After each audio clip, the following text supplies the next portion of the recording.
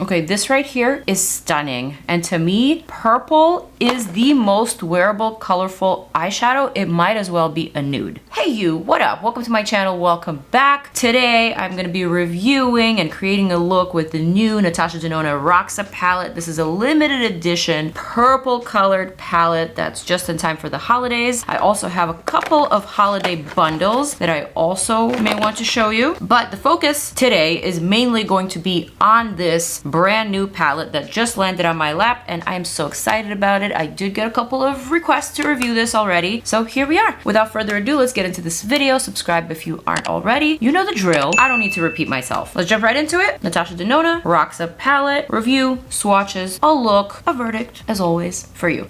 Alright, so as you can tell, I already have my face base on. I'm wearing the one size full beat foundation all over my face. It's not quite my shade, but who cares? In these studio lights, you can't even tell what's my shade and what isn't my shade. This video is not about that. This video is about this. So let me get to the deets of this brand new palette from NATASHA DENONA. So this is a limited edition eyeshadow palette, and it does feature a new silky matte formula. So all the 8 matte shades in this formula have this ultra soft, highly pigmented formula with enhanced slip for seamless blendability. And honestly, looking at this palette in the monitor, it is not, I was gonna say it is not as beautiful, but what I actually wanna say is that the beauty of this palette absolutely does not translate. You have to see a close-up. And thankfully I have some close-ups for you, but these shimmery metallic shades are mesmerizing. There's a cool swirl in here, a purple teal. I like that there's a couple of teal shades. I mean, this to me is perfection in a palette because I love purple eyeshadow. Ironically, purple is the one color I do not wear in my wardrobe, but it is the one color that I consider almost a neutral when it comes to eyeshadows. So if you notice, half of this palette is cool tone purples, the other half is more leaning towards burgundies and rosy shades. So I really like that distinction. Let's see, I went online to try to find out how much this palette is. Couldn't really find any information about that, so then I asked ChatGPT, and apparently this palette is $69. I believe all of these midi-sized palettes from NATASHA DENONA are about that price. We also have a couple new holiday ornaments, if you will, or stocking stuffers, whatever floats your boat. And the one that I'm the most excited about is this Baby I Need a Nude kit featuring this teeny tiny I Need a Nude palette. It is just so cute and so adorable. Look at it. She's gorgeous. And also this teeny tiny Macro Tech eye crayon in a cool brown shade. So all of these are part of the holiday repertoire. Oh no, I was gonna gift this to someone, but then I ruined the packaging. Oops.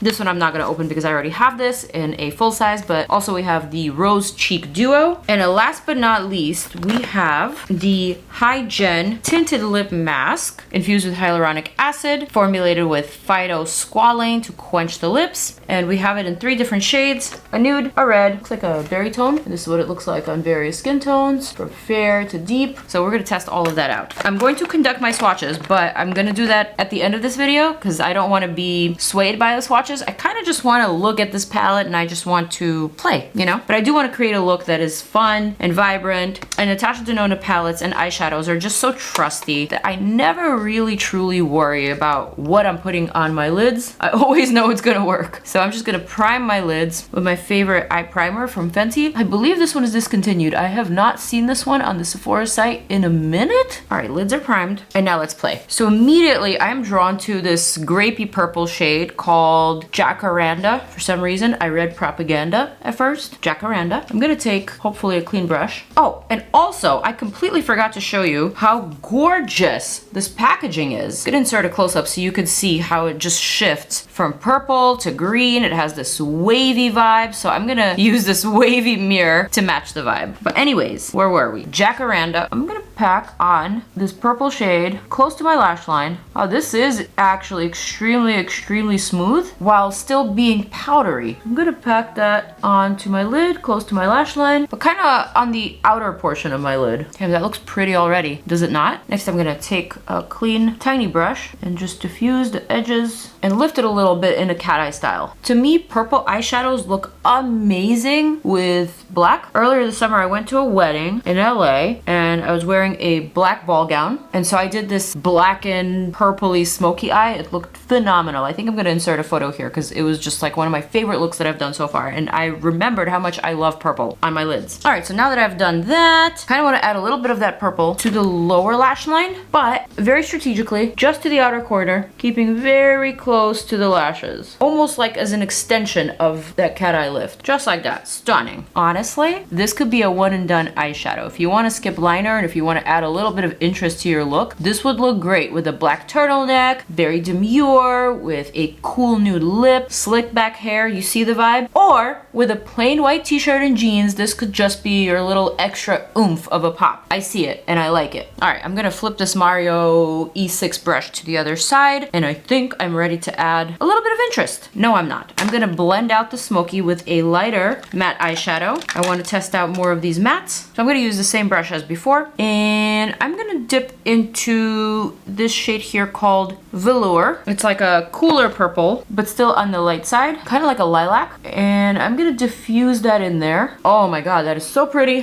NATASHA Denona eyeshadows never disappoint. And I know I've only tried 2 shades, but that's just how trusty this brand has become for eyeshadows. There's no fallout whatsoever. So easy to work with these two. I'm gonna go back to that tiny little brush and add that same shade below for a little blend. You know what's funny? Ever since I started growing out my lashes with that lash serum, I started growing a little bit of hair right here at the top of my cheekbone, which is less than ideal because the hair themselves are a little bit darker than a peach fuzz, so they're a little bit more visible, especially when you put your concealer there. Concealer kind of gets stuck to the hairs and it creates a little bit of texture. Of course, the hair is not permanent and will fall out once you stop using the product, just as with your lashes, but I just wanted to point that out. Had this eyeshadow had any fallout, it would probably stick to that hair that's a little bit more than a peach fuzz and it would make it a little bit more extreme. Just saying. But this so far looks so good. I want to add a little bit of this sweet pea color, which is a little bit more of a pinky purple. I'm thinking I want to add that to the inner portion of my lid just to show you that you can create a very beautiful, very wearable, all matte purple look with just these 3 eyeshadows. And literally you could stop right there and your look is essentially complete. Just add some mascara or falsies. Again, a cool nude lip or peachy nude lip, which also looks really, really stunning with purple, but it can't be too glossy because then it will compete. But essentially, this would be your look number 1. All right, so now I'm gonna amp it up with some of these beautiful sparkly shades. Immediately off the bat, I wanna go for this shade Flutter because this to me looks like one of those wet eyeshadows. So I just want to plop that straight to the center in a fine, fine line up to my brow bone, but not all the way up. I still wanna concentrate all the sparkle in the very center. Ooh! And then I just want to sporadically spread that out.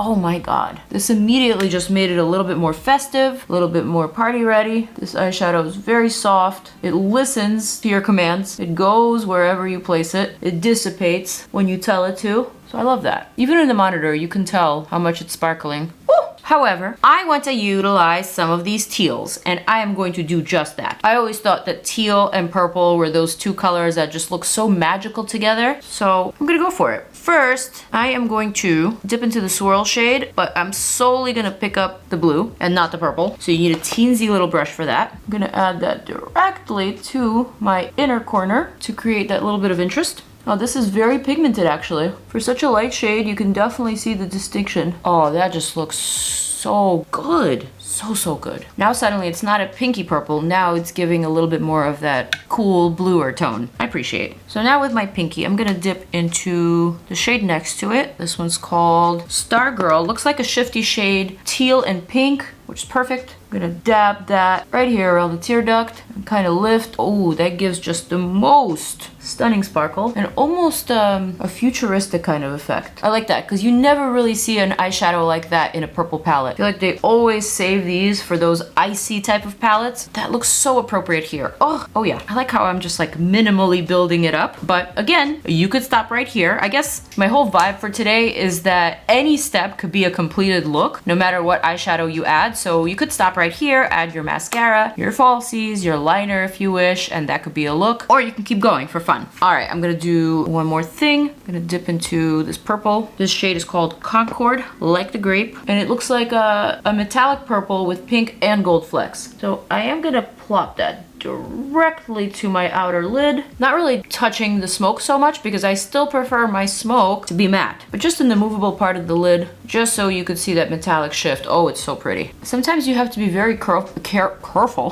careful with purple eyeshadows, especially metallic ones. They tend to get all over the place, you know? But these, not so much. There is definitely a little bit of that sparkle fallout, but it's nowhere near as crazy as you would get with other purples from other brands. I feel like with Natasha Denona, with Pat McGrath, with NATASHA, you get what you pay for. Quality is clearly distinctive. The eyeshadows are just easier and more enjoyable to work with. That's always been my experience with these brands. And I'm naming these brands because these are the brands that feature those highly pigmented, very shimmery, shifty eyeshadows that oftentimes, let's face it, can be a mess.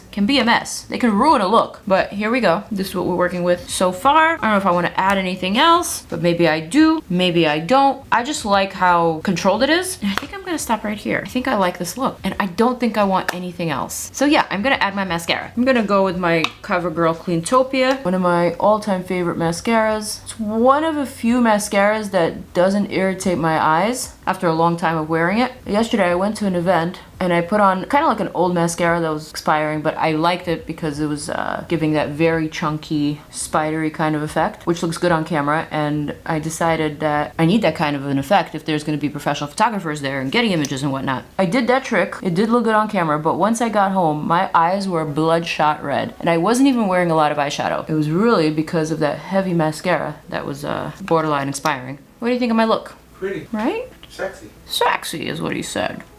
Gonna add just a little bit of mascara to my lower lashes. I'm wondering if I should add a little bit of this Macro Tech eye crayon to my lower lash line. If I do it, will it close up my look or will it be exactly what I need? You know what? I don't think this Macro Tech eye crayon is supposed to go in the waterline, so maybe not. Should I do a black in the waterline? You know what? I'm gonna add the black to the top lash line only, and only to the outer portion, just to add a little bit of definition to my lash line. But I'm gonna keep the bottom natural. I think it looks good. I think it looks not too dressy. Very, very wearable. Definitely something that I would wear. And if I didn't have to wash my hair right now because I'm about to get a haircut from my neighbor who's also my hairstylist, I would definitely keep this look and head somewhere fun and fancy. But since I'm not, let me just enjoy it for the moment. Oh wait, the lips. We gotta try out the lips. I'm thinking either Baby Nude or Berry Bliss. This is smooth. My lip liner is Wherever Walnut by Makeup Forever. So this is essentially the combo. All right, let me remove my clips, although they look so funky and fun. But I do want to show you the vibe with my bangs. Final look. What do we think? Let me show you a close up. And the mesmerizing sparkle.